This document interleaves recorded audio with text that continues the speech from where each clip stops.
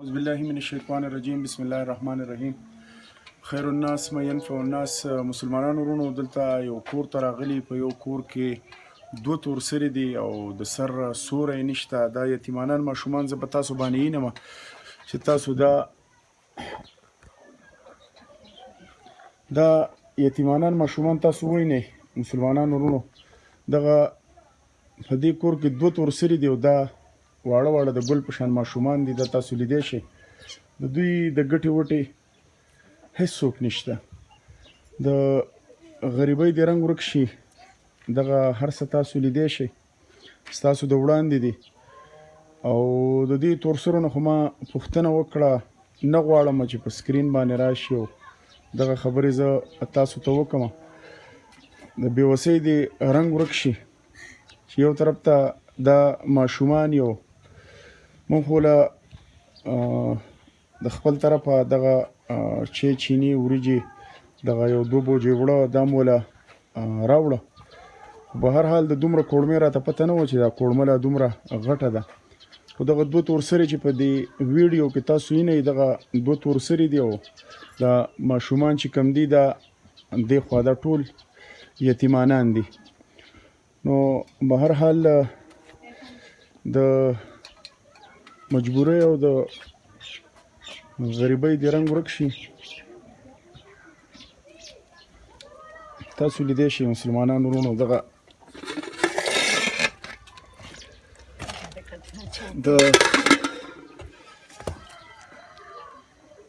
ډېره ګرانه ده او الله دې په چا باندې نه راولي. دغه د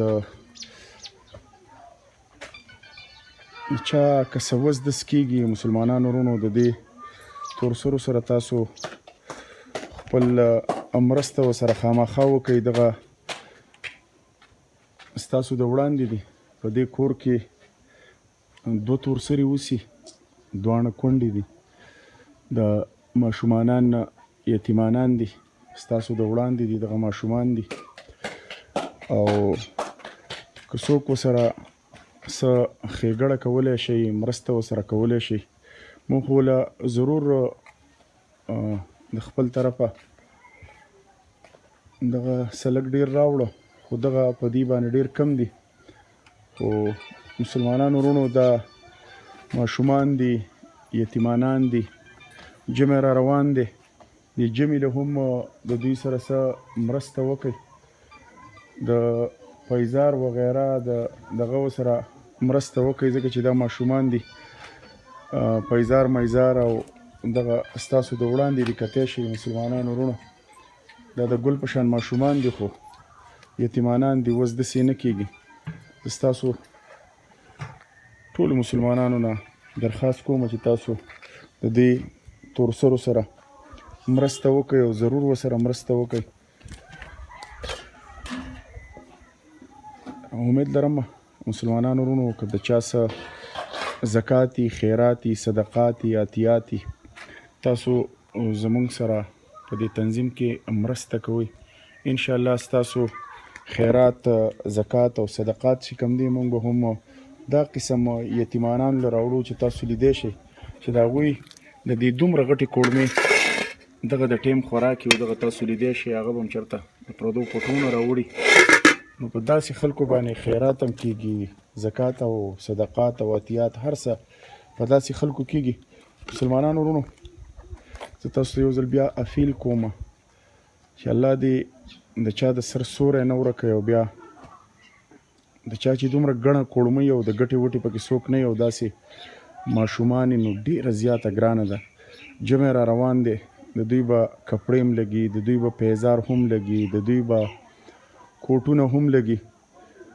نو تاسو ټولو ته زه درخواست کوم چې تاسو کم از کم د دې خلکو سره مرسته وکړئ، د دوی له خپل خیرات او خپل صدقات او خپل عطیات چې کوم دی دا دوی له ضرور ورکړئ. او خاص کر دا جمع را روان دی مسلمانانو ورونو چې په جمع کې زمونږ دا وروڼه، زمونږ دا ماشومان چې کوم دي، دا یتیمانان دي، دا بېوسه دي، دا لاچاره دي، چې دا هیر نه کوي.